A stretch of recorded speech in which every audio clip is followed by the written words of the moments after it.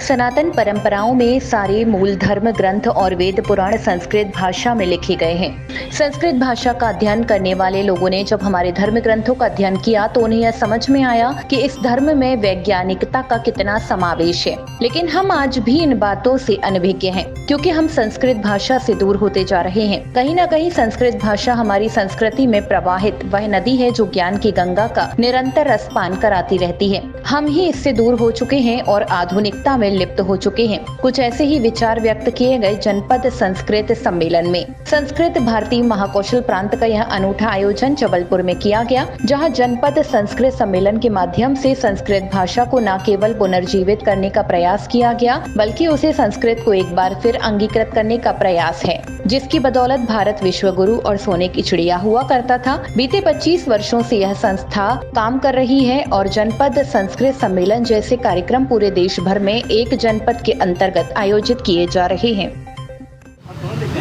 संस्कृत भारती द्वारा इस समय संपूर्ण भारत देश में सभी जिलों में जनपद संस्कृत सम्मेलन ऐसा कार्यक्रम संस्कृत भारती एक आंदोलन के रूप में ली है। संस्कृत भारती संगठन बेंगलोर से 4 कार्यकर्ता मिलकर शुरू किए थे। आज अपने विश्व के 25 देशों में संस्कृत भारती संगठन काम कर रहा है। भारत के सभी जिलों में, सभी विकास खंडों में संस्कृत में संभाषण करने वाले लोग आप लोगों को मिल जाएंगे। उसी तारतम्य में आज संस्कारधानी जबलपुर में भी यह जनपद संस्कृत सम्मेलन रखा गया है, जिसमें सभी वर्ग के आबाल वृद्ध उपस्थित हैं। हम लोग संस्कृत भाषा को पुनः जीवित करके भारत देश में जो अपनी प्रतिष्ठा थी, विश्व में प्रतिष्ठित था, संपूर्ण विश्व हमारा कुटुंब है, ऐसा हमारे पूर्वजों का विचार था। उसी विचार को पुनः स्थापित करने के लिए संस्कृत भारती कार्य कर रही है।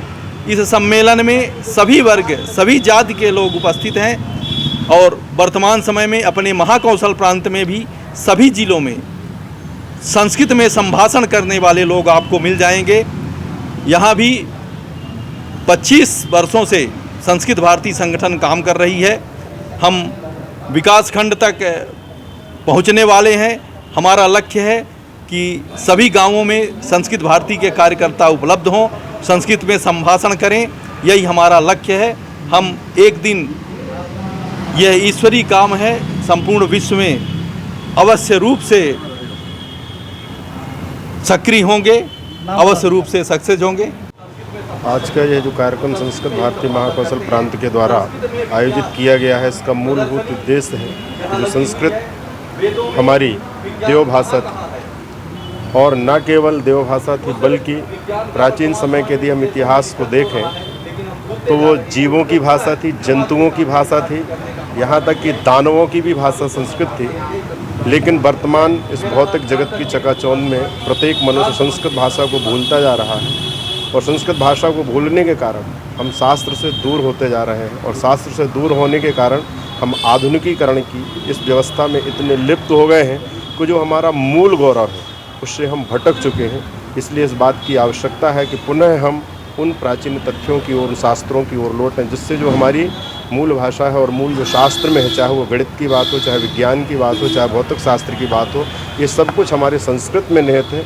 उसका जन जागरण करने के लिए प्रत्येक जनमानस में संस्कृत के महत्व को स्थापित करने के लिए प्रत्येक मानव की भाषा राष्ट्रभाषा के रूप में, मातृभाषा के रूप में संस्कृत स्थापित हो सके, इस उद्देश्य के लिए यह आज का संस्कृत भारती महाकौशल प्रांत के द्वारा कार्यक्रम आयोजित किया गया है।